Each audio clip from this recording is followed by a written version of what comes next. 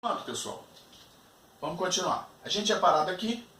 Diagrama de Venn é a segunda maneira de fazer uma representação. Segunda maneira de... A terceira maneira é a maneira que a gente poderia dizer que é através das propriedades. Uma primeira é a descritiva. Uma segunda seria uma gráfica, uma maneira gráfica. E uma terceira, né? Vamos voltar com isso aqui para ver. V de vogal, diagrama de Venn, a parte gráfica.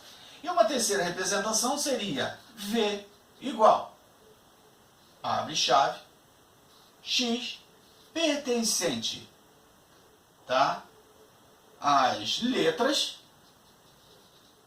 do alfabeto, de maneira que X fosse, X é vogal. Estranho, né? Tá meio confuso. X pertencente a letras do alfabeto de tal maneira que X é vogal. Pois é.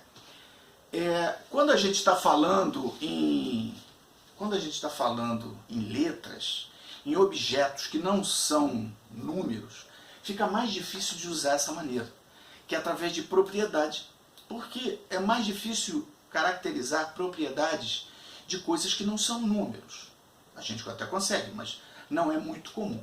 Então, essa terceira maneira, ela é mais aplicada, mais utilizada, quando estamos tratando de conjuntos numéricos, né? Então, para vogal, é mais complicado, né?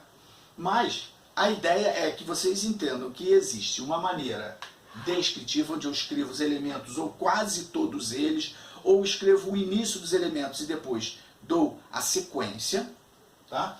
Existe a maneira gráfica do diagrama de Venn, que também é complicada. Quando isso aqui tiver muitos elementos, vai ser difícil eu escrever todas as letras, entendeu, do alfabeto. Vai ficar esse círculo aqui, né, o diagrama muito cheio de letras. Mas até dá para fazer. Mas se eu quiser botar conjuntos de números naturais, eu não vou conseguir botar todos.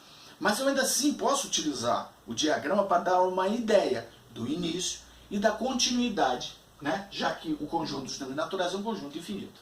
Muito bem, e a terceira maneira é o conjunto dos números, é a maneira onde eu coloco através de uma propriedade. V é o conjunto de X, um elemento qualquer do conjunto, pertencente. Esse não é. Na verdade, é um símbolo que mostra que esse elemento pertence ao conjunto das letras. Eu poderia botar aqui letras do alfabeto arábico. Letras do alfabeto arábico, de tal maneira que X é uma vogal. Não ficou legal. Não fica legal porque está tratando não de números. Então, essa forma é mais aplicada quando estamos trabalhando com conjuntos numéricos, que é o nosso objetivo da matemática. Ok? Muito bem. Aí agora a gente vai falar sobre esse elemento, esse símbolo. Para eu falar sobre esse símbolo, eu preciso entender elemento e conjunto. Então, quando eu estou falando de conjunto, eu sei que num conjunto eu tenho os elementos dentro dele, né? Então eu posso ter um conjunto finito, um conjunto infinito, nós já vimos. Posso ter um conjunto unitário. Conjunto unitário é um conjunto que eu posso escrever aqui, o conjunto A é o conjunto que tem apenas o seu nome, o seu primeiro nome, João. Esse é um conjunto. Se você se chama João, o conjunto que tem o primeiro nome, seu primeiro nome, tá? É João. Você se chama só João. O primeiro nome, primeiro, João. Só tem um. Você só tem um. O conjunto do seu CPF. Seu CPF. Você tem aqui um determinado número, certo? Esse número é o número do seu CPF, é um conjunto unitário. Então, conjunto finito, você pode contar a quantidade, conjunto infinito, conjunto unitário, que é um conjunto finito com apenas um elemento. Isso daí é muito tranquilo. Então, eu venho aqui e vou voltar a falar sobre a questão do símbolo. Aquele símbolo. Aquele símbolo representa uma relação. As relações que a gente vai encontrar nos conjuntos são relação de pertinência e relação de inclusão. Muito cuidado nessa relação de pertinência e inclusão, porque a relação de pertinência é entre elemento e conjunto.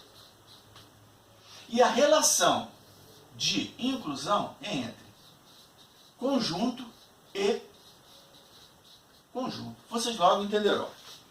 Tá? Vocês logo entenderão. Bem, digamos que eu tenho aqui, né, um conjunto grandão com todas as minhas letras. Vou chamar conjunto L. Todas as letras do meu alfabeto arábico. Muito bem. Eu tenho A, tenho B, tenho C, tenho D, né? Tenho E,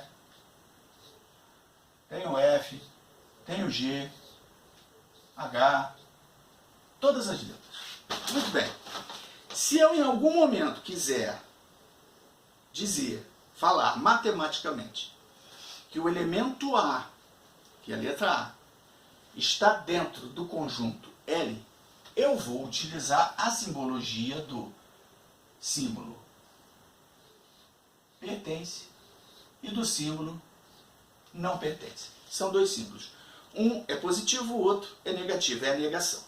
Então eu posso dizer que A, o elemento A, pertence ao conjunto L.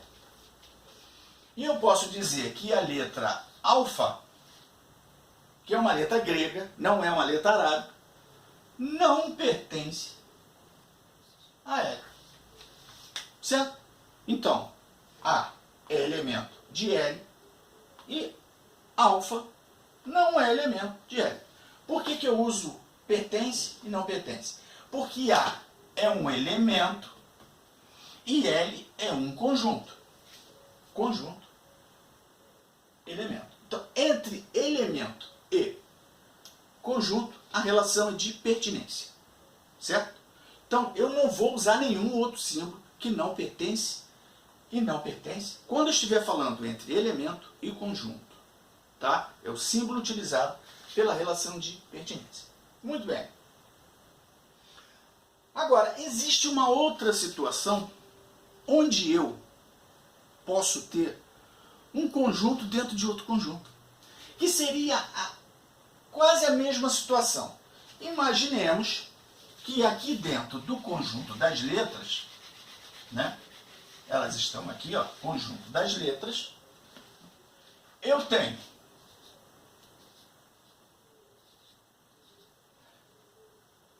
as mesmas letras A, B, C, D, E, F, G, H, reticências até o Z. Até o Z. Aqui dentro eu tenho todas as letras, tá? Eu teria que fazer um desenho maior para escrever todas as letras. Por isso que às vezes o diagrama de Venn não é assim tão legal. Mas, digamos, ó, eu aqui posso ver dentro do L que eu tenho A, E, I, O e U. Então eu tenho o conjunto das vogais dentro do conjunto L.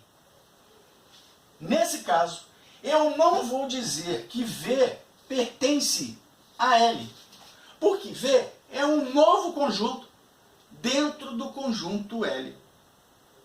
Eu vou dizer que V está contido em L. Parece um C, são os símbolos de está contido e não está contido. Veja, o símbolo é diferente porque eu estou tratando de coisas diferentes. Eu estou trabalhando entre conjunto e conjunto. V é o conjunto das vogais, que está dentro do conjunto das letras. Logo, símbolos diferentes para relações diferentes. Tá?